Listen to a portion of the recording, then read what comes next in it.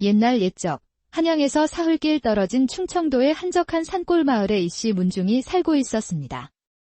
한때는 3대에 걸쳐 진사를 배출한 명문가였으나 이제는 기울어져가는 옛 영화의 흔적만 남아 있었지요.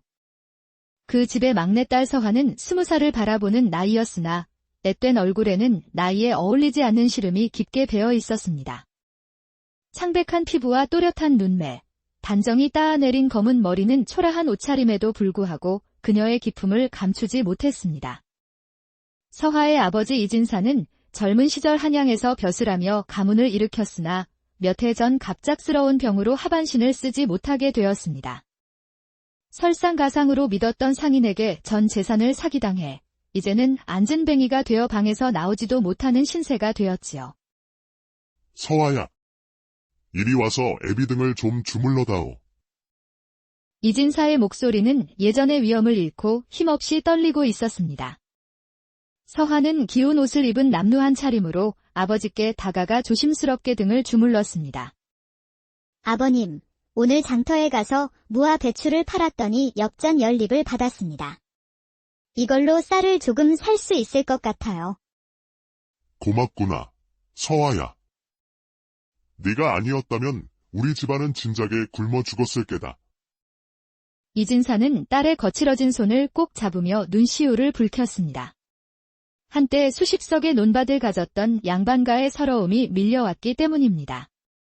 방 한쪽에서는 서화의 어머니 박씨 부인이 기침을 하며 누워 계셨습니다.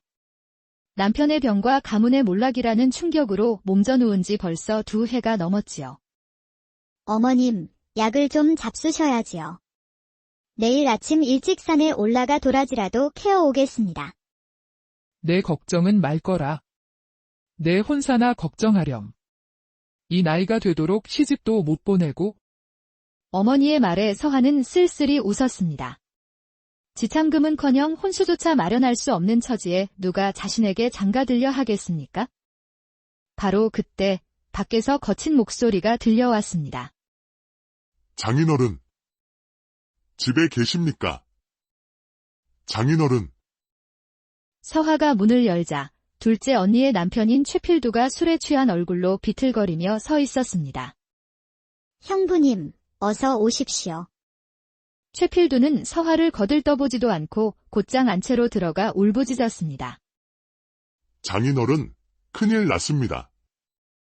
빚쟁이들이 집까지 찾아와서 당장 돈을 내놓지 않으면 아내와 자식들을 데려가겠다고 합니다. 방 안이 순식간에 어수선해졌습니다. 이진사는 몸을 일으키려 애썼고 박씨 부인은 놀라 쓰러질 뻔했습니다. 형부님, 그래서 빚이 얼마나 되시는데요?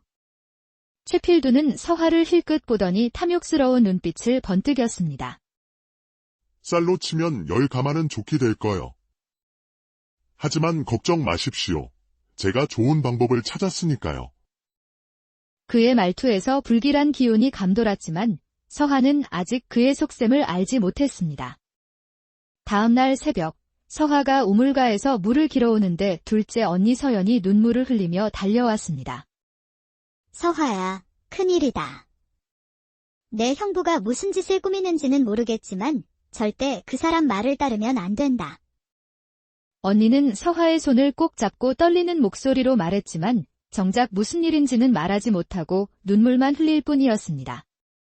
그렇게 서화의 운명을 뒤바꿀 하루가 밝아오고 있었습니다.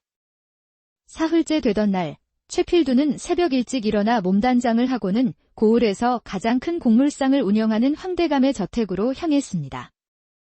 황대감은 고을 제1의 부자였지만 젊고 아름다운 여인에 대한 욕심이 끝이 없기로 유명했습니다. 특히 몰락한 양반가의 규수라면 더욱 탐을 내었지요. 대감마님, 안녕하셨습니까? 황대감은 아침 식사 중이었는데 최필두를 보자 미간을 찌푸렸습니다. 이른 아침부터 웬일이냐? 혹시 또 돈을 빌리러 온 것은 아니겠지? 아니옵니다. 대감마님. 오늘은 대감께서 평소 원하시던 일을 해결해 드리러 왔습니다. 내가 원하던 일이라니. 제 처제 서화 말입니다. 대감께서 예전부터 눈여겨보셨다고 들었습니다. 그 말에 황대감의 눈빛이 번뜩였습니다.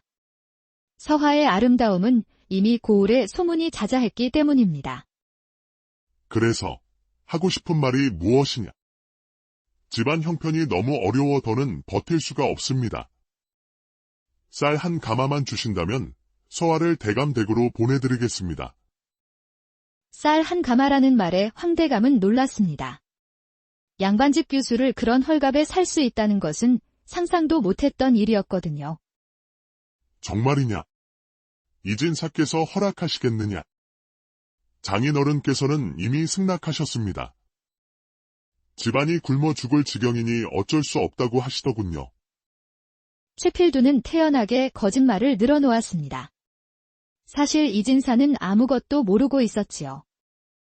좋다. 하지만 조건이 있다. 서화 아가씨가 순순히 따라와야 한다. 억지로 끌고 오는 일은 없어야 할 것이다. 물론입니다. 대감마님. 제가 잘 달래서 모시고 오겠습니다. 두 사람의 추악한 거래가 이루어지는 동안 이씨 집안에서는 아무것도 모른 채 평온한 하루를 보내고 있었습니다.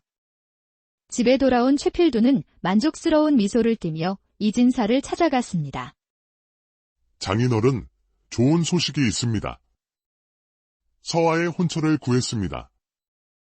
황대감께서 서화를 며느리로 맡고 싶어 하십니다. 황대감 말인가? 허나 그는 이미 처자식이 있는 몸이 아니냐. 아무래도 첩으로 들이시려는 모양입니다. 하지만 지금 우리 형편에 무슨 선택권이 있겠습니까? 서화라도 안전한 곳으로 보내야지요. 이진사는 깊은 고민에 빠졌습니다. 딸을 첩으로 보내는 것은 양반의 체면이 아니었지만 달리 방도가 없어 보였습니다. 바로 그때 밖에서 언니 서연의 통곡 소리가 들려왔습니다. 안 됩니다. 절대 안 돼요. 서화야, 내 형부가 하는 말은 절대 믿으면 안 된다. 그 사람은 내가 아니라 돈만 생각하고 있어. 언니, 무슨 말씀이세요? 황대감에게 첩으로 보내겠다는 거야. 그것도 고작 쌀 한 가마 값에. 서화의 얼굴이 새하얗게 질렸습니다. 사람을 파는 것이나 다름없는 일이었습니다. 무슨 소리냐? 강대감께서 서화를 아껴서 하시는 말씀인데. 이진사는 분노에 떨며 사위를 꾸짖었지만 최필두는 오히려 큰 소리를 쳤습니다. 어차피 이 집안은 망했습니다. 서화라도 살기를 찾아야 하지 않겠습니까? 그날 밤 서화는 마당에 나와 별을 보며 자신의 처지를 한탄했습니다. 운명의 내일이 코앞에 다가와 있었습니다. 이튿날 새벽, 최필두는 일찍 일어나 서화를 깨웠습니다. 서화야, 어서 일어나거라. 오늘 장터에 갈 일이 있다. 장터예요. 무슨 일로요? 황대감께서 부모님 병환 소식을 들으시고 쌀을 좀 나눠주시겠다고 하더구나. 네가 직접 가서 받아오라 하셨다. 부모님께 드릴 쌀을 얻을 수 있다는 말에 서화의 얼굴이 밝아졌습니다. 정말입니까? 황대감께서 그런 은혜를 베풀어 주신다고요? 그렇다. 장터에서 만나자고 하시니 그냥 평상복 차림으로 가면 된다. 서화는 형부의 말이 조금 이상했지만 부모님 생각에 더 묻지 않고 그를 따라 나섰습니다. 장터에 도착하자 벌써 많은 사람이 몰려들어 북적이고 있었습니다. 저기 계신 분이 황대감이시다. 화려한 비단옷을 입은 중년 남자가 하인들과 함께 서 있었고 그 옆에는 커다란 쌀가마니가 놓여 있었습니다. 황대감은 서화를 보자마자 탐욕스러운 시선을 감추지 못했습니다. 소녀, 서화이옵니다. 집안 어른들의 병환 때문에 이렇게 찾아뵙게 되었습니다. 소문대로 참으로 아리따운 아가씨로구나. 형부님께서 대감마님께서 쌀을 나누어 주시겠다 하셨다는데 정말 그런 은혜를 베풀어 주실 수 있으신지요? 물론이지. 하지만 그냥 주는 것은 아니고 조건이 있단다. 어떤 조건인지 말씀해 주십시오. 우리 집에 와서 머물면서 집안일을 도와주면 된다. 그러면 내 부모님께 평생 쌀을 대어주마. 서화의 얼굴이 굳어졌습니다. 그것은 곧 하녀로 살라는 뜻이었습니다. 대감마님, 소녀가 집을 떠나면 아프신 부모님은 누가 돌보나이까? 그때 황대감이 큰 소리로 말했습니다. 거래는 끝났다. 내 형부가 이미 쌀 한 가마를 받고 너를 우리 집 사람으로 넘긴다고 했다. 서화의 얼굴이 창백해졌습니다. 그제야 형부의 속셈을 자신이 쌀 한 가마에 팔려가는 것임을 깨달았습니다. 안 됩니다. 저는 그런 일에 동의한 적이 없습니다. 시끄럽다. 내 형부가 이미 승낙한 일이다. 여봐라, 어서 수레에 태워라. 하인들이 연옥의 팔을 붙잡고 억지로 끌고 가려 했습니다. 놓으세요. 놓으란 말입니다. 형부님, 정말 저를 팔아넘기신 겁니까? 어쩔 수 없었다. 우리 모두 굶어 죽을 판이었지 않느냐. 구경하던 장터 사람들이 웅성거리기 시작했습니다. 사람을 쌀 한 가마에 판다는 말에 모두 놀란 것입니다. 바로 그때 장터 입구에서 우렁찬 말발굽 소리가 울려 퍼졌습니다. 깔끔한 관복 차림의 젊은 선비가 흰말을 타고 장터로 들어왔습니다. 그의 이름은 박선준, 한양에서 내려온 전직 관찰사의 아들이었습니다. 그는 한 처녀가 울며 저항하는 모습을 보고 즉시 말에서 내려 사람들 사이로 걸어 들어왔습니다. 멈추시오. 여기서 대체 무슨 일이 벌어지고 있는 것이오? 별일 아니오. 댁은 누군데 집안일에 참견이시오. 집안일이라 하였소. 그런데 어찌하여 저 처녀가 이토록 피눈물을 흘리며 저항하는 것이오? 도련님, 저를 도와주십시오. 저는 쌀을 얻으러 왔을 뿐인데 저를 팔아넘기려 합니다. 서화의 절규에 박선준의 얼굴이 차갑게 굳어졌습니다. 사람을 물건처럼 사고 판다는 것이 사실이요. 대가로 무엇을 주었는가? 쌀 한 가마를 주었소. 쌀 한 가마라고. 사람 하나의 인생을 고작 쌀 한 가마와 바꾸려 하다니. 이보다 가당찮은 일이 어디 있단 말이오. 도련님께서 무슨 상관이십니까? 우리 집안일에 끼어들지 마십시오. 사람을 파는 것이 어찌 집안일이란 말이냐. 그때 장터 한편에서 한 늙은 사내가 걸어 나왔습니다. 바로 최필두에게 돈을 빌려준 김영감이었습니다. 잠깐만 기다리시오. 도련님, 이 최필두라는 자가 어떤 놈인지 제가 증언하겠습니다. 김영감은 최필두가 아내와 자식들이 굶는다며 빌려간 돈을 도박판에서 모두 날려버렸다고 폭로했습니다. 그리고 오늘 아침에는 처제를 팔아받은 쌀 한 가마로 빚을 갚겠다고 했습니다. 사람을 판 돈으로 말이오. 이 말에 장터가 발칵 뒤집혔습니다. 사람들은 분노에 찬 눈으로 최필두를 바라보았습니다. 강대감, 이제 상황이 명확해졌소. 이것은 정당한 거래가 아니라 한 도박꾼이 빚을 갚기 위해 처제를 판 것이오. 그때 소란을 듣고 장터 관리를 담당하는 이방이 나타났습니다. 무슨 일로 일이 시끄러운 것이냐? 박선준이 이방에게 모든 일을 설명하자 이방은 얼굴을 찌푸리며 말했습니다. 사람을 매매하는 것은 조선 형법에 명시된 중죄다. 이것은 중대한 범죄 행위이니 즉시 관하로 동행해야겠다. 이방의 손짓의 관속들이 달려와 황대감과 최필두를 붙잡았습니다. 놓아라. 네가 누군데 감히 남의 일에 참견하는 것이냐? 나는 윤판서 대가들 박선준이다. 그리고 부당한 일을 보고 가만히 있을 수 없는 사람이요. 윤판서의 이름을 듣자 황대감은 더 이상 말을 잇지 못했습니다. 박선준은 서화를 일으켜 세우며 부드럽게 말했습니다. 이제 괜찮소. 더 이상 걱정하지 마시오. 서화는 그를 바라보며 안도와 고마움의 눈물을 흘렸습니다. 다음 날 고을 사또인 홍사또가 직접 이 사건을 심리했습니다. 네 이놈들. 사람의 목숨을 쌀 한 가마와 바꾸려 한 죄, 하늘이 무섭지도 않더냐. 홍사또는 황대감에게 곤장 50대와 재산의 절반을 몰수하는 벌을 내렸고 최필두에게는 곤장 30대와 3년간의 노역형을 선고했습니다. 사건이 해결된 후 박선주는 이씨 집안을 찾아가 위로하고 도움을 주었습니다. 그는 서하의 어진 마음씨와 고귀한 성품에 깊이 감명받았고 서하 또한 그의 정의로움과 따뜻함에 마음이 끌렸습니다. 얼마 후 박선주는 이진사에게 정식으로 청혼했고 두 사람은 많은 사람의 축복 속에 혼례를 올렸습니다. 서하는 시댁의 넉넉한 살림으로 친정을 일으켜 세웠고 황대감에게서 몰수한 곡식 창고를 여러 가난한 백성들에게 곡식을 나누어 주었습니다. 쌀 한 가마에 팔려갈 뻔했던 처녀가 이제는 수많은 이들에게 생명의 쌀을 나누어 주는 어진 마님이 된 것입니다. 세월이 흘러 서하는 손녀에게 옛 이야기를 들려주었습니다. 사람의 값은 돈으로 매기는 것이 아니란다. 그 사람의 마음씨와 행동이 진짜 값어치를 정하는 것이지. 어떤 어려움을 만나더라도 포기하지 말 거라.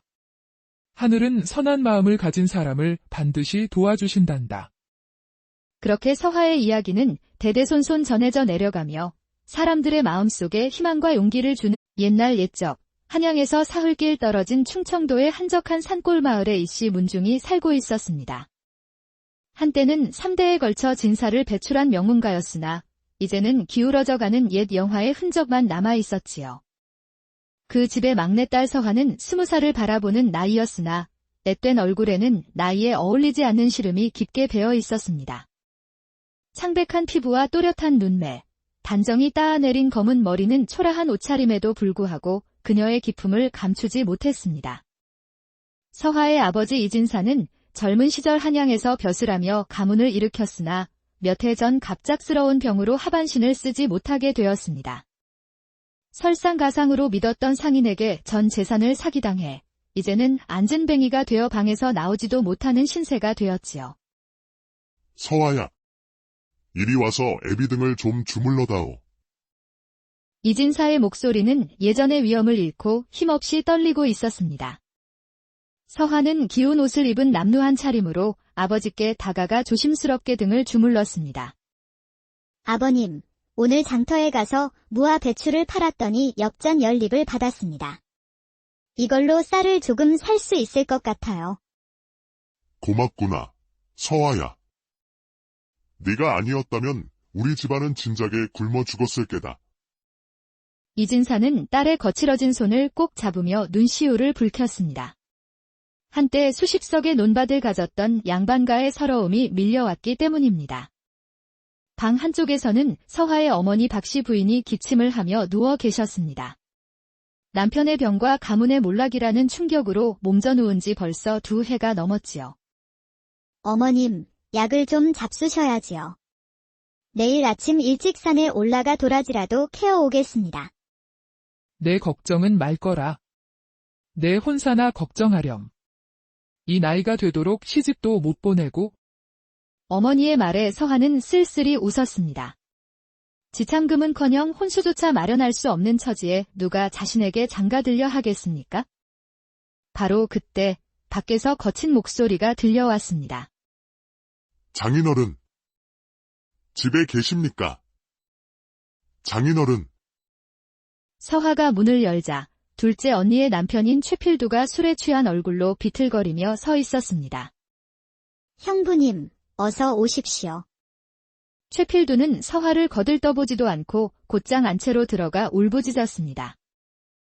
장인어른, 큰일 났습니다. 빚쟁이들이 집까지 찾아와서 당장 돈을 내놓지 않으면 아내와 자식들을 데려가겠다고 합니다. 방 안이 순식간에 어수선해졌습니다. 이진사는 몸을 일으키려 애썼고 박씨 부인은 놀라 쓰러질 뻔했습니다. 형부님, 그래서 빚이 얼마나 되시는데요? 최필두는 서하를 힐끗 보더니 탐욕스러운 눈빛을 번뜩였습니다. 쌀로 치면 10가마는 좋게 될 거요. 하지만 걱정 마십시오. 제가 좋은 방법을 찾았으니까요. 그의 말투에서 불길한 기운이 감돌았지만 서하는 아직 그의 속셈을 알지 못했습니다. 다음 날 새벽, 서화가 우물가에서 물을 길어오는데 둘째 언니 서연이 눈물을 흘리며 달려왔습니다.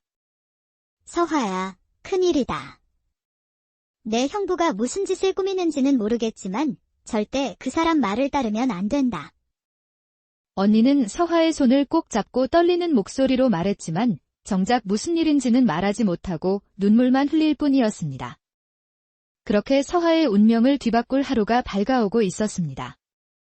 사흘째 되던 날, 최필두는 새벽 일찍 일어나 몸단장을 하고는 고을에서 가장 큰 곡물상을 운영하는 황대감의 저택으로 향했습니다. 황대감은 고을 제1의 부자였지만 젊고 아름다운 여인에 대한 욕심이 끝이 없기로 유명했습니다. 특히 몰락한 양반가의 규수라면 더욱 탐을 내었지요. 대감마님, 안녕하셨습니까? 황대감은 아침 식사 중이었는데 최필두를 보자 미간을 찌푸렸습니다. 이른 아침부터 웬일이냐? 혹시 또 돈을 빌리러 온 것은 아니겠지? 아니옵니다. 대감마님. 오늘은 대감께서 평소 원하시던 일을 해결해 드리러 왔습니다. 내가 원하던 일이라니. 제 처제 서화 말입니다. 대감께서 예전부터 눈여겨보셨다고 들었습니다. 그 말에 황대감의 눈빛이 번뜩였습니다. 서화의 아름다움은 이미 고을에 소문이 자자했기 때문입니다. 그래서 하고 싶은 말이 무엇이냐? 집안 형편이 너무 어려워 더는 버틸 수가 없습니다. 쌀 한 가마만 주신다면 서화를 대감댁으로 보내드리겠습니다. 쌀 한 가마라는 말에 황대감은 놀랐습니다. 양반집 교수를 그런 헐값에 살 수 있다는 것은 상상도 못했던 일이었거든요. 정말이냐? 이진사께서 허락하시겠느냐?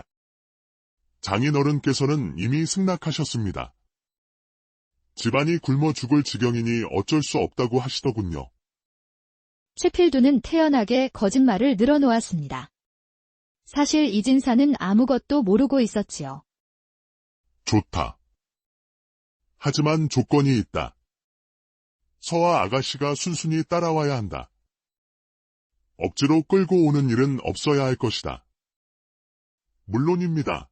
대감마님. 제가 잘 달래서 모시고 오겠습니다. 두 사람의 추악한 거래가 이루어지는 동안 이씨 집안에서는 아무것도 모른 채 평온한 하루를 보내고 있었습니다. 집에 돌아온 최필두는 만족스러운 미소를 띠며 이진사를 찾아갔습니다. 장인어른, 좋은 소식이 있습니다. 서화의 혼처를 구했습니다. 황대감께서 서화를 며느리로 맡고 싶어 하십니다. 황대감 말인가?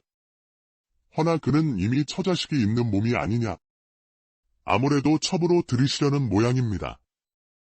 하지만 지금 우리 형편에 무슨 선택권이 있겠습니까? 서화라도 안전한 곳으로 보내야지요. 이진사는 깊은 고민에 빠졌습니다. 딸을 첩으로 보내는 것은 양반의 체면이 아니었지만 달리 방도가 없어 보였습니다. 바로 그때 밖에서 언니 서연의 통곡 소리가 들려왔습니다. 안 됩니다. 절대 안 돼요. 서화야, 내 형부가 하는 말은 절대 믿으면 안 된다. 그 사람은 내가 아니라 돈만 생각하고 있어. 언니, 무슨 말씀이세요? 황대감에게 첩으로 보내겠다는 거야. 그것도 고작 쌀 한 가마 값에. 서화의 얼굴이 새하얗게 질렸습니다. 사람을 파는 것이나 다름없는 일이었습니다. 무슨 소리냐? 강대감께서 서화를 아껴서 하시는 말씀인데. 이진사는 분노에 떨며 사위를 꾸짖었지만 최필두는 오히려 큰 소리를 쳤습니다. 어차피 이 집안은 망했습니다. 서화라도 살기를 찾아야 하지 않겠습니까? 그날 밤 서화는 마당에 나와 별을 보며 자신의 처지를 한탄했습니다. 운명의 내일이 코앞에 다가와 있었습니다. 이튿날 새벽, 최필두는 일찍 일어나 서화를 깨웠습니다. 서화야, 어서 일어나거라. 오늘 장터에 갈 일이 있다. 장터예요. 무슨 일로요? 황대감께서 부모님 병환 소식을 들으시고 쌀을 좀 나눠주시겠다고 하더구나. 네가 직접 가서 받아오라 하셨다. 부모님께 드릴 쌀을 얻을 수 있다는 말에 서화의 얼굴이 밝아졌습니다. 정말입니까? 황대감께서 그런 은혜를 베풀어 주신다고요? 그렇다. 장터에서 만나자고 하시니 그냥 평상복 차림으로 가면 된다.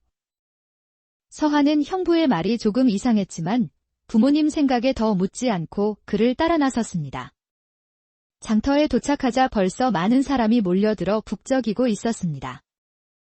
저기 계신 분이 황대감이시다. 화려한 비단옷을 입은 중년 남자가 하인들과 함께 서 있었고 그 옆에는 커다란 쌀가마니가 놓여 있었습니다. 황대감은 서화를 보자마자 탐욕스러운 시선을 감추지 못했습니다. 소녀, 서화이옵니다. 집안 어른들의 병환 때문에 이렇게 찾아뵙게 되었습니다. 소문대로 참으로 아리따운 아가씨로구나. 형부님께서 대감마님께서 쌀을 나누어 주시겠다 하셨다는데 정말 그런 은혜를 베풀어 주실 수 있으신지요? 물론이지. 하지만 그냥 주는 것은 아니고 조건이 있단다. 어떤 조건인지 말씀해 주십시오. 우리 집에 와서 머물면서 집안일을 도와주면 된다. 그러면 내 부모님께 평생 쌀을 대어주마. 서화의 얼굴이 굳어졌습니다. 그것은 곧 하녀로 살라는 뜻이었습니다. 대감마님, 소녀가 집을 떠나면 아프신 부모님은 누가 돌보나이까? 그때 황대감이 큰 소리로 말했습니다. 거래는 끝났다. 내 형부가 이미 쌀 한 가마를 받고 너를 우리 집 사람으로 넘긴다고 했다. 서화의 얼굴이 창백해졌습니다. 그제야 형부의 속셈을 자신이 쌀 한 가마에 팔려가는 것임을 깨달았습니다. 안 됩니다. 저는 그런 일에 동의한 적이 없습니다. 시끄럽다.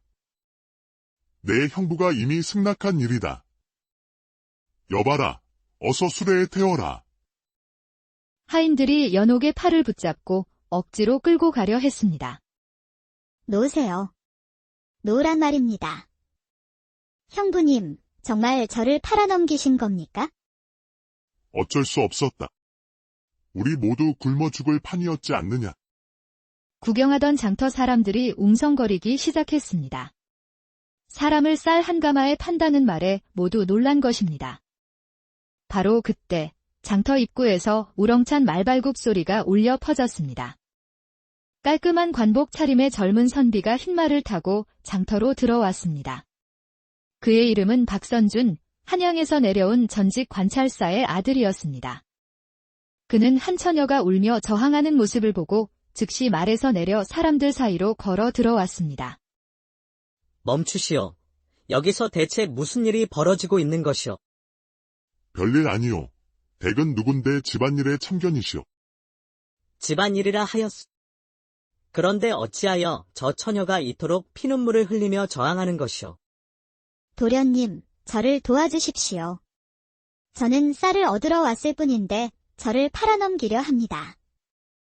서화의 절규에 박선준의 얼굴이 차갑게 굳어졌습니다.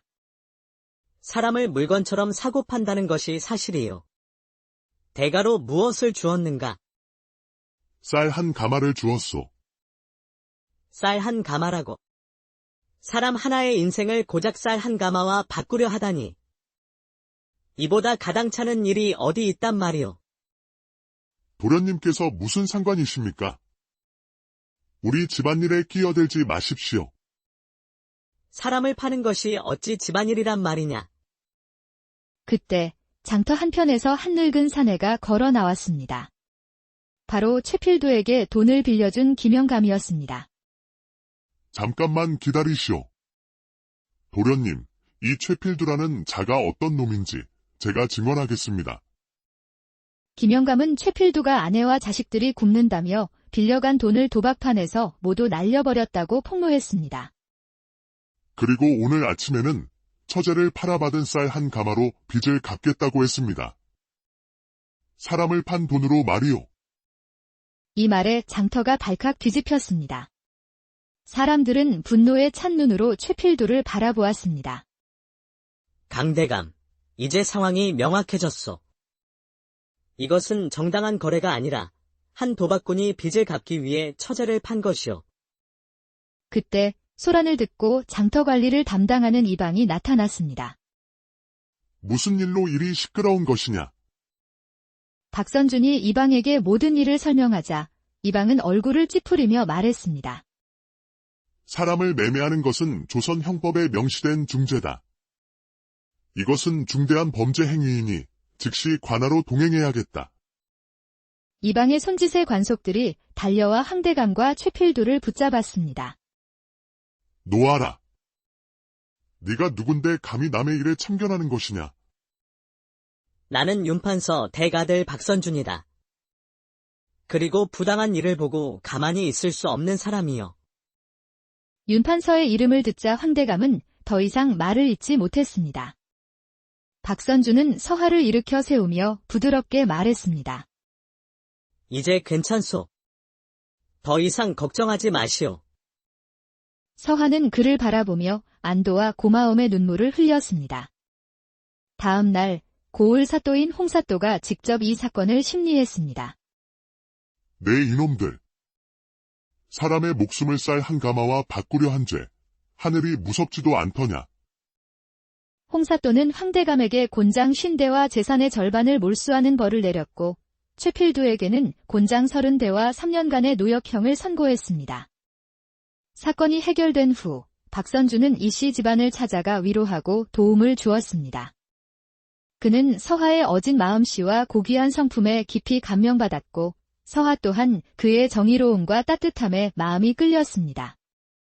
얼마 후 박선준은 이진사에게 정식으로 청혼했고 두 사람은 많은 사람의 축복 속에 혼례를 올렸습니다.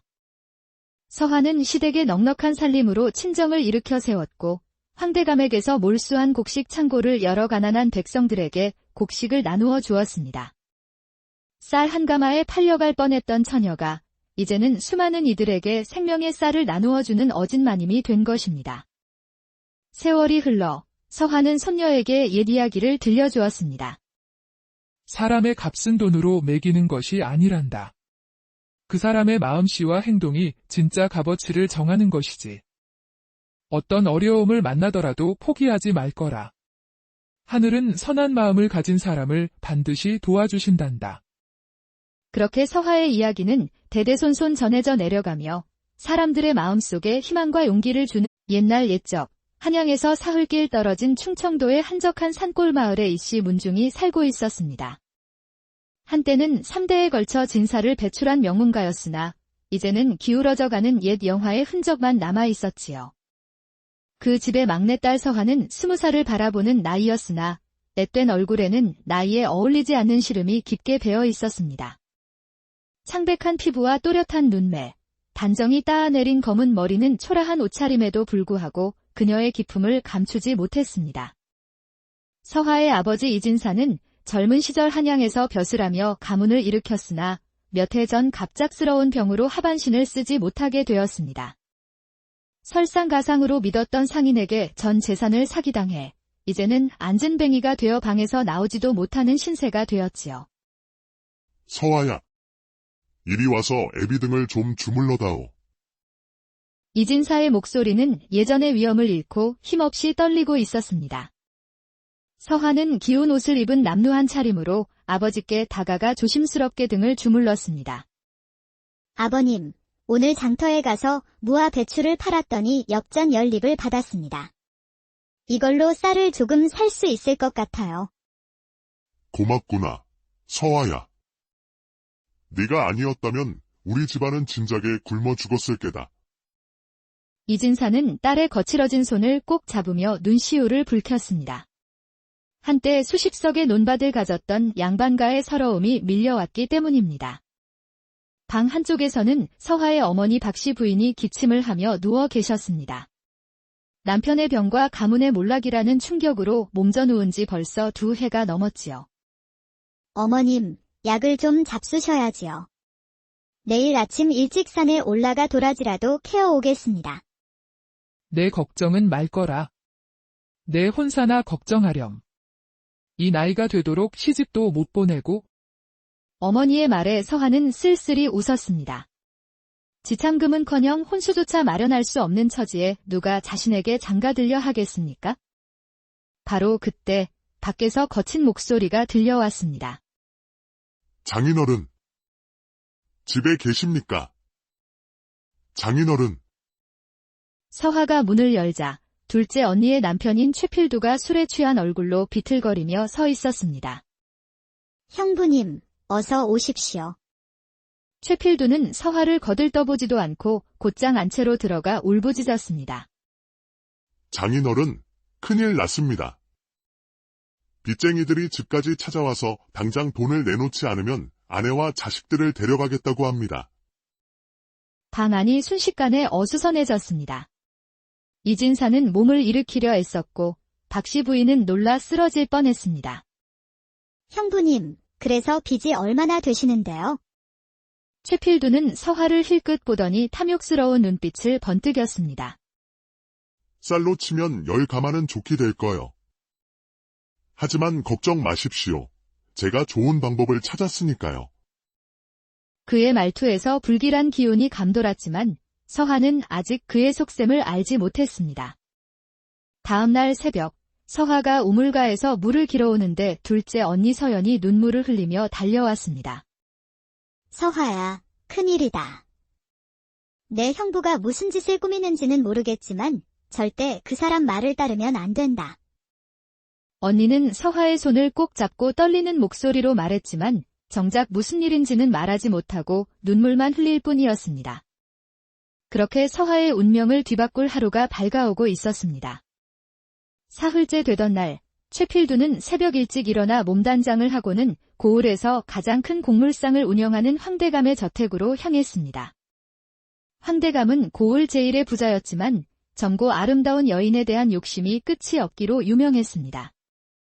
특히 몰락한 양반가의 규수라면 더욱 탐을 내었지요. 대감마님, 안녕하셨습니까? 황대감은 아침 식사 중이었는데 최필두를 보자 미간을 찌푸렸습니다. 이른 아침부터 웬일이냐? 혹시 또 돈을 빌리러 온 것은 아니겠지? 아니옵니다. 대감마님. 오늘은 대감께서 평소 원하시던 일을 해결해 드리러 왔습니다. 내가 원하던 일이라니. 제 처제 서화 말입니다. 대감께서 예전부터 눈여겨보셨다고 들었습니다. 그 말에 황대감의 눈빛이 번뜩였습니다. 서화의 아름다움은 이미 고을에 소문이 자자했기 때문입니다. 그래서 하고 싶은 말이 무엇이냐? 집안 형편이 너무 어려워 더는 버틸 수가 없습니다. 쌀 1가마만 주신다면 서화를 대감댁으로 보내드리겠습니다. 쌀 1가마라는 말에 황대감은 놀랐습니다. 양반집 규수를 그런 헐값에 살 수 있다는 것은 상상도 못했던 일이었거든요. 정말이냐? 이진사께서 허락하시겠느냐? 장인어른께서는 이미 승낙하셨습니다. 집안이 굶어 죽을 지경이니 어쩔 수 없다고 하시더군요. 최필두는 태연하게 거짓말을 늘어놓았습니다.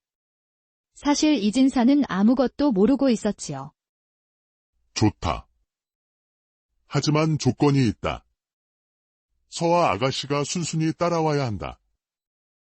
억지로 끌고 오는 일은 없어야 할 것이다. 물론입니다. 대감마님. 제가 잘 달래서 모시고 오겠습니다. 두 사람의 추악한 거래가 이루어지는 동안 이씨 집안에서는 아무것도 모른 채 평온한 하루를 보내고 있었습니다. 집에 돌아온 최필두는 만족스러운 미소를 띠며 이진사를 찾아갔습니다. 장인어른, 좋은 소식이 있습니다. 서화의 혼처를 구했습니다. 황대감께서 서화를 며느리로 맡고 싶어 하십니다. 황대감 말인가? 허나 그는 이미 처자식이 있는 몸이 아니냐. 아무래도 첩으로 들이시려는 모양입니다. 하지만 지금 우리 형편에 무슨 선택권이 있겠습니까? 서화라도 안전한 곳으로 보내야지요. 이진사는 깊은 고민에 빠졌습니다. 딸을 첩으로 보내는 것은 양반의 체면이 아니었지만 달리 방도가 없어 보였습니다. 바로 그때 밖에서 언니 서연의 통곡 소리가 들려왔습니다. 안 됩니다. 절대 안 돼요. 서하야, 내 형부가 하는 말은 절대 믿으면 안 된다. 그 사람은 내가 아니라 돈만 생각하고 있어. 언니, 무슨 말씀이세요? 황대감에게 첩으로 보내겠다는 거야. 그것도 고작 쌀 한 가마 값에. 서하의 얼굴이 새하얗게 질렸습니다. 사람을 파는 것이나 다름없는 일이었습니다. 무슨 소리냐? 강대감께서 서하를 아껴서 하시는 말씀인데 이진사는 분노에 떨며 사위를 꾸짖었지만 최필두는 오히려 큰 소리를 쳤습니다. 어차피 이 집안은 망했습니다. 서하라도 살기를 찾아야 하지 않겠습니까? 그날 밤 서하는 마당에 나와 별을 보며 자신의 처지를 한탄했습니다. 운명의 내일이 코앞에 다가와 있었습니다. 이튿날 새벽, 최필두는 일찍 일어나 서하를 깨웠습니다. 서하야, 어서 일어나거라. 오늘 장터에 갈 일이 있다. 장터예요. 무슨 일로요? 황대감께서 부모님 병환 소식을 들으시고 쌀을 좀 나눠주시겠다고 하더구나. 네가 직접 가서 받아오라 하셨다. 부모님께 드릴 쌀을 얻을 수 있다는 말에 서하의 얼굴이 밝아졌습니다. 정말입니까? 황대감께서 그런 은혜를 베풀어 주신다고요? 그렇다. 장터에서 만나자고 하시니 그냥 평상복 차림으로 가면 된다. 서하는 형부의 말이 조금 이상했지만 부모님 생각에 더 묻지 않고 그를 따라 나섰습니다. 장터에 도착하자 벌써 많은 사람이 몰려들어 북적이고 있었습니다. 저기 계신 분이 황대감이시다.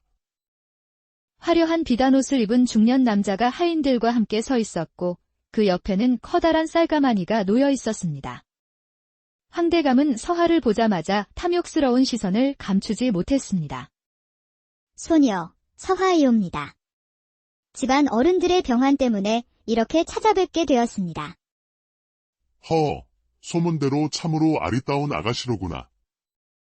형부님께서 대감마님께서 쌀을 나누어 주시겠다 하셨다는데 정말 그런 은혜를 베풀어 주실 수 있으신지요? 물론이지. 하지만 그냥 주는 것은 아니고 조건이 있단다. 어떤 조건인지 말씀해 주십시오. 우리 집에 와서 머물면서 집안일을 도와주면 된다. 그러면 내 부모님께 평생 쌀을 대어주마.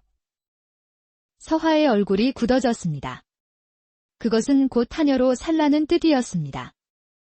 대감마님, 소녀가 집을 떠나면 아프신 부모님은 누가 돌보나이까?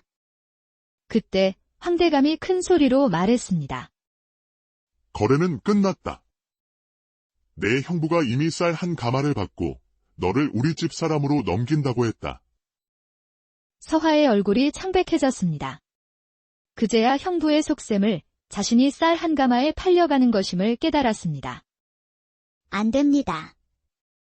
저는 그런 일에 동의한 적이 없습니다. 시끄럽다. 내 형부가 이미 승낙한 일이다. 여봐라, 어서 수레에 태워라. 하인들이 연옥의 팔을 붙잡고 억지로 끌고 가려 했습니다. 놓으세요. 놓으란 말입니다. 형부님, 정말 저를 팔아넘기신 겁니까? 어쩔 수 없었다. 우리 모두 굶어 죽을 판이었지 않느냐. 구경하던 장터 사람들이 웅성거리기 시작했습니다. 사람을 쌀 한 가마에 판다는 말에 모두 놀란 것입니다. 바로 그때 장터 입구에서 우렁찬 말발굽 소리가 울려 퍼졌습니다. 깔끔한 관복 차림의 젊은 선비가 흰말을 타고 장터로 들어왔습니다. 그의 이름은 박선준, 한양에서 내려온 전직 관찰사의 아들이었습니다. 그는 한 처녀가 울며 저항하는 모습을 보고 즉시 말에서 내려 사람들 사이로 걸어 들어왔습니다. 멈추시오. 여기서 대체 무슨 일이 벌어지고 있는 것이오? 별일 아니오. 댁은 누군데 집안일에 참견이시오. 집안일이라 하였소. 그런데 어찌하여 저 처녀가 이토록 피눈물을 흘리며 저항하는 것이오? 도련님, 저를 도와주십시오. 저는 쌀을 얻으러 왔을 뿐인데 저를 팔아넘기려 합니다. 서하의 절규에 박선준의 얼굴이 차갑게 굳어졌습니다. 사람을 물건처럼 사고 판다는 것이 사실이요. 대가로 무엇을 주었는가? 쌀 한 가마를 주었소. 쌀 한 가마라고. 사람 하나의 인생을 고작 쌀 한 가마와 바꾸려 하다니. 이보다 가당찮은 일이 어디 있단 말이오. 도련님께서 무슨 상관이십니까? 우리 집안일에 끼어들지 마십시오.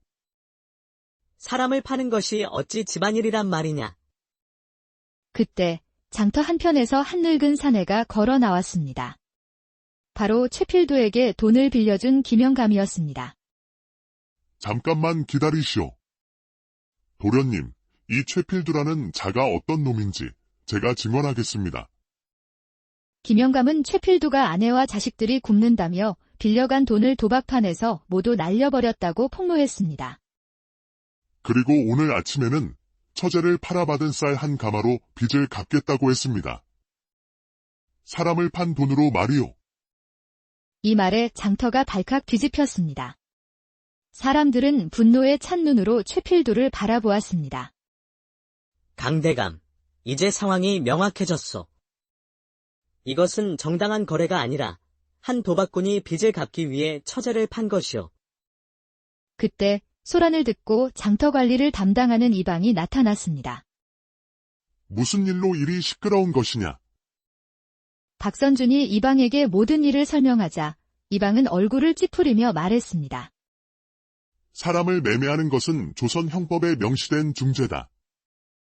이것은 중대한 범죄 행위이니 즉시 관하로 동행해야겠다. 이방의 손짓의 관속들이 달려와 황대감과 최필두를 붙잡았습니다. 놓아라. 네가 누군데 감히 남의 일에 참견하는 것이냐? 나는 윤판서 대가들 박선준이다. 그리고 부당한 일을 보고 가만히 있을 수 없는 사람이요. 윤판서의 이름을 듣자 황대감은 더 이상 말을 잇지 못했습니다. 박선준은 서화를 일으켜 세우며 부드럽게 말했습니다. 이제 괜찮소. 더 이상 걱정하지 마시오. 서화는 그를 바라보며 안도와 고마움의 눈물을 흘렸습니다. 다음 날 고을 사또인 홍사또가 직접 이 사건을 심리했습니다.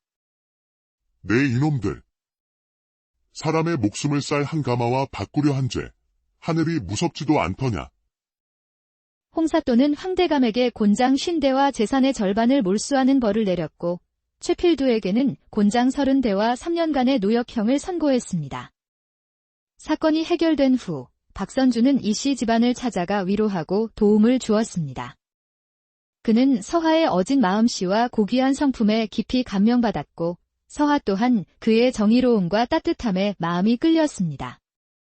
얼마 후 박선준은 이진사에게 정식으로 청혼했고 두 사람은 많은 사람의 축복 속에 혼례를 올렸습니다. 서화는 시댁의 넉넉한 살림으로 친정을 일으켜 세웠고 황대감에게서 몰수한 곡식 창고를 여러 가난한 백성들에게 곡식을 나누어 주었습니다. 쌀 한 가마에 팔려갈 뻔했던 처녀가 이제는 수많은 이들에게 생명의 쌀을 나누어 주는 어진마님이 된 것입니다. 세월이 흘러 서화는 손녀에게 옛 이야기를 들려주었습니다. 사람의 값은 돈으로 매기는 것이 아니란다. 그 사람의 마음씨와 행동이 진짜 값어치를 정하는 것이지. 어떤 어려움을 만나더라도 포기하지 말 거라. 하늘은 선한 마음을 가진 사람을 반드시 도와주신단다. 그렇게 서화의 이야기는 대대손손 전해져 내려가며 사람들의 마음속에 희망과 용기를 주는 옛날 옛적 한양에서 사흘길 떨어진 충청도의 한적한 산골 마을에 이씨 문중이 살고 있었습니다. 한때는 3대에 걸쳐 진사를 배출한 명문가였으나 이제는 기울어져가는 옛 영화의 흔적만 남아 있었지요. 그 집의 막내딸 서화는 20살을 바라보는 나이였으나 앳된 얼굴에는 나이에 어울리지 않는 시름이 깊게 배어 있었습니다. 창백한 피부와 또렷한 눈매, 단정히 따아내린 검은 머리는 초라한 옷차림에도 불구하고 그녀의 기품을 감추지 못했습니다. 서화의 아버지 이진사는 젊은 시절 한양에서 벼슬하며 가문을 일으켰으나 몇 해 전 갑작스러운 병으로 하반신을 쓰지 못하게 되었습니다. 설상가상으로 믿었던 상인에게 전 재산을 사기당해 이제는 안진뱅이가 되어 방에서 나오지도 못하는 신세가 되었지요. 서화야. 이리 와서 애비등을 좀 주물러다오. 이진사의 목소리는 예전의 위엄을 잃고 힘없이 떨리고 있었습니다. 서화는 기운 옷을 입은 남루한 차림으로 아버지께 다가가 조심스럽게 등을 주물렀습니다. 아버님, 오늘 장터에 가서 무와 배추를 팔았더니 엽전 10립을 받았습니다. 이걸로 쌀을 조금 살 수 있을 것 같아요. 고맙구나, 서화야. 네가 아니었다면 우리 집안은 진작에 굶어 죽었을 게다. 이진사는 딸의 거칠어진 손을 꼭 잡으며 눈시울을 붉혔습니다. 한때 수십 석의 논밭을 가졌던 양반가의 서러움이 밀려왔기 때문입니다. 방 한쪽에서는 서화의 어머니 박씨 부인이 기침을 하며 누워 계셨습니다. 남편의 병과 가문의 몰락이라는 충격으로 몸져 누운 지 벌써 2해가 넘었지요. 어머님, 약을 좀 잡수셔야지요. 내일 아침 일찍 산에 올라가 도라지라도 캐어 오겠습니다. 내 걱정은 말 거라. 내 혼사나 걱정하렴. 이 나이가 되도록 시집도 못 보내고. 어머니의 말에 서화는 쓸쓸히 웃었습니다. 지참금은커녕 혼수조차 마련할 수 없는 처지에 누가 자신에게 장가들려 하겠습니까? 바로 그때 밖에서 거친 목소리가 들려왔습니다. 장인어른. 집에 계십니까? 장인어른. 서화가 문을 열자 둘째 언니의 남편인 최필두가 술에 취한 얼굴로 비틀거리며 서 있었습니다. 형부님, 어서 오십시오. 최필두는 서화를 거들떠보지도 않고 곧장 안채로 들어가 울부짖었습니다. 장인어른, 큰일 났습니다. 빚쟁이들이 집까지 찾아와서 당장 돈을 내놓지 않으면 아내와 자식들을 데려가겠다고 합니다. 방 안이 순식간에 어수선해졌습니다. 이진사는 몸을 일으키려 애썼고 박씨 부인은 놀라 쓰러질 뻔했습니다. 형부님, 그래서 빚이 얼마나 되시는데요? 최필두는 서화를 힐끗 보더니 탐욕스러운 눈빛을 번뜩였습니다. 쌀로 치면 10가마는 좋게 될 거요. 하지만 걱정 마십시오. 제가 좋은 방법을 찾았으니까요. 그의 말투에서 불길한 기운이 감돌았지만 서화는 아직 그의 속셈을 알지 못했습니다. 다음 날 새벽, 서화가 우물가에서 물을 길어오는데 둘째 언니 서연이 눈물을 흘리며 달려왔습니다. 서화야, 큰일이다. 내 형부가 무슨 짓을 꾸미는지는 모르겠지만 절대 그 사람 말을 따르면 안 된다. 언니는 서화의 손을 꼭 잡고 떨리는 목소리로 말했지만 정작 무슨 일인지는 말하지 못하고 눈물만 흘릴 뿐이었습니다. 그렇게 서화의 운명을 뒤바꿀 하루가 밝아오고 있었습니다. 사흘째 되던 날, 최필두는 새벽 일찍 일어나 몸단장을 하고는 고을에서 가장 큰 곡물상을 운영하는 황대감의 저택으로 향했습니다. 황대감은 고을 제1의 부자였지만 젊고 아름다운 여인에 대한 욕심이 끝이 없기로 유명했습니다. 특히 몰락한 양반가의 규수라면 더욱 탐을 내었지요. 대감마님, 안녕하셨습니까? 황대감은 아침 식사 중이었는데 최필두를 보자 미간을 찌푸렸습니다. 이른 아침부터 웬일이냐? 혹시 또 돈을 빌리러 온 것은 아니겠지? 아니옵니다. 대감마님.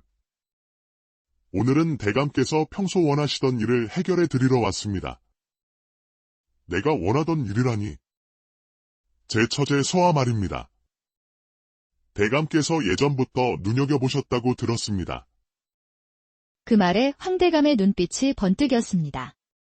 서화의 아름다움은 이미 고을에 소문이 자자했기 때문입니다. 그래서 하고 싶은 말이 무엇이냐?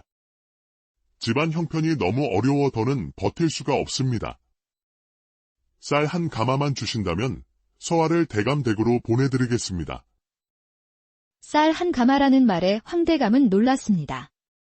양반집 규수를 그런 헐값에 살 수 있다는 것은 상상도 못했던 일이었거든요.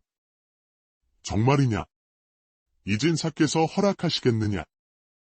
장인어른께서는 이미 승낙하셨습니다. 집안이 굶어 죽을 지경이니 어쩔 수 없다고 하시더군요. 최필두는 태연하게 거짓말을 늘어놓았습니다. 사실 이진사는 아무것도 모르고 있었지요. 좋다. 하지만 조건이 있다. 서화 아가씨가 순순히 따라와야 한다. 억지로 끌고 오는 일은 없어야 할 것이다. 물론입니다. 대감마님. 제가 잘 달래서 모시고 오겠습니다. 두 사람의 추악한 거래가 이루어지는 동안 이씨 집안에서는 아무것도 모른 채 평온한 하루를 보내고 있었습니다. 집에 돌아온 최필두는 만족스러운 미소를 띠며 이진사를 찾아갔습니다. 장인어른, 좋은 소식이 있습니다. 서화의 혼처를 구했습니다. 황대감께서 서화를 며느리로 맡고 싶어 하십니다. 황대감 말인가? 허나 그는 이미 처자식이 있는 몸이 아니냐. 아무래도 첩으로 들이시려는 모양입니다. 하지만 지금 우리 형편에 무슨 선택권이 있겠습니까? 서화라도 안전한 곳으로 보내야지요. 이진사는 깊은 고민에 빠졌습니다. 딸을 첩으로 보내는 것은 양반의 체면이 아니었지만 달리 방도가 없어 보였습니다. 바로 그때 밖에서 언니 서연의 통곡 소리가 들려왔습니다. 안 됩니다. 절대 안 돼요. 서화야, 내 형부가 하는 말은 절대 믿으면 안 된다. 그 사람은 내가 아니라 돈만 생각하고 있어. 언니, 무슨 말씀이세요? 황대감에게 첩으로 보내겠다는 거야. 그것도 고작 쌀 한 가마 값에. 서하의 얼굴이 새하얗게 질렸습니다. 사람을 파는 것이나 다름없는 일이었습니다. 무슨 소리냐? 강대감께서 서화를 아껴서 하시는 말씀인데. 이진사는 분노에 떨며 사위를 꾸짖었지만 최필두는 오히려 큰 소리를 쳤습니다. 어차피 이 집안은 망했습니다. 서화라도 살기를 찾아야 하지 않겠습니까? 그날 밤 서하는 마당에 나와 별을 보며 자신의 처지를 한탄했습니다. 운명의 내일이 코앞에 다가와 있었습니다. 이튿날 새벽, 최필두는 일찍 일어나 서하를 깨웠습니다. 서화야, 어서 일어나거라. 오늘 장터에 갈 일이 있다. 장터예요. 무슨 일로요? 황대감께서 부모님 병환 소식을 들으시고 쌀을 좀 나눠주시겠다고 하더구나. 네가 직접 가서 받아오라 하셨다. 부모님께 드릴 쌀을 얻을 수 있다는 말에 서하의 얼굴이 밝아졌습니다. 정말입니까? 황대감께서 그런 은혜를 베풀어 주신다고요? 그렇다. 장터에서 만나자고 하시니 그냥 평상복 차림으로 가면 된다. 서하는 형부의 말이 조금 이상했지만 부모님 생각에 더 묻지 않고 그를 따라 나섰습니다. 장터에 도착하자 벌써 많은 사람이 몰려들어 북적이고 있었습니다. 저기 계신 분이 황대감이시다. 화려한 비단 옷을 입은 중년 남자가 하인들과 함께 서 있었고 그 옆에는 커다란 쌀가마니가 놓여 있었습니다. 황대감은 서하를 보자마자 탐욕스러운 시선을 감추지 못했습니다. 소녀, 서화이옵니다. 집안 어른들의 병환 때문에 이렇게 찾아뵙게 되었습니다. 소문대로 참으로 아리따운 아가씨로구나. 형부님께서 대감마님께서 쌀을 나누어 주시겠다 하셨다는데 정말 그런 은혜를 베풀어 주실 수 있으신지요? 물론이지. 하지만 그냥 주는 것은 아니고 조건이 있단다. 어떤 조건인지 말씀해 주십시오. 우리 집에 와서 머물면서 집안일을 도와주면 된다. 그러면 내 부모님께 평생 쌀을 대어주마. 서하의 얼굴이 굳어졌습니다. 그것은 곧 하녀로 살라는 뜻이었습니다. 대감마님, 소녀가 집을 떠나면 아프신 부모님은 누가 돌보나이까? 그때 황대감이 큰 소리로 말했습니다. 거래는 끝났다.